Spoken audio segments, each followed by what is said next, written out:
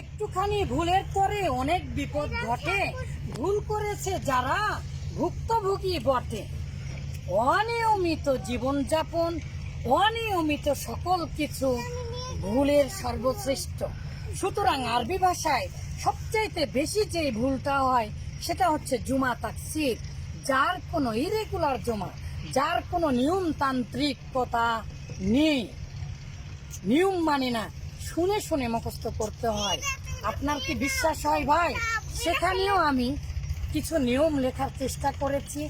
মূল শব্দে ওয়াও নেই, কেন ওয়াওটা আসে? ফাইলাতুনের ওজনে আসলে কেন ফাওয়াইলু আসে? শারিউন, এই যে এলাকা, শারিউন শাওয়ারিউ কেন আসলো? ফাজিলাতুন ফাওয়াজিলাতুন কেন আসলো? ওয়াওটা তো মূল অক্ষরে নেই, ওয়াও কেন আসবে জুমার মধ্যে? কি অবাক বিষয়! আবার হামজা কেন আসবে ওয়াওর মধ্যে জুমার মধ্যে? মূল অক্ষর তো হামজা নয়। আবার কতগুলো ওজন আছে জুমা তাকসিরের, সেই ওজনগুলো কেন হয়? 3 অক্ষর বিশিষ্ট হলে কেমন ওজন হবে? যদি তাসদীদ যুক্ত মুসাদ্দাদ অক্ষর হয় তাহলে তার জমা কেমন হবে? কেন একটা জুমার অবাক বিস্ময়, কেন একটা জুমার 2টা 3টা করে জমা হবে? কেন জুমার আবার জমা হবে? জুমার জমা দাদাই শুধু নয়, দাদাই স্কয়ার।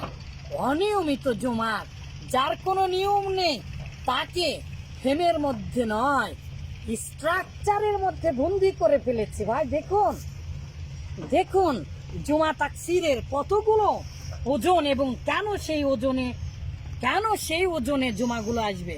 ফুউলুন নাফাইলাতুন ফিআলুন ফুআলুন ফুআলাউ ফুউলুন আফআলুন। জুমা কিভাবে করবেন? এখানে দেখুন আরবি ইংরেজিও বাংলার সাথে, আরবি ইংরেজিও বাংলার সাথে প্রতিটি আলিমের জানা উচিত। কারণ জুমা কিভাবে গঠন হচ্ছে, কোন শব্দ থেকে জুমাটা হয়েছে এবং প্রকৃত অর্থ কি, এটা কেউ যদি না জানে তাহলে সে আরবি পড়তে পারলেও প্রকৃত স্বাদ পাবে না। পড়ার কিন্তু স্বাদ আছে, ভুলের স্বাদ নেই, অজানার শেষ নেই। তবে যেটা জানেন সেটা রাসূল মুহাম্মদ সাল্লাল্লাহু আলাইহি ওয়াসাল্লাম বলতে বলেছেন।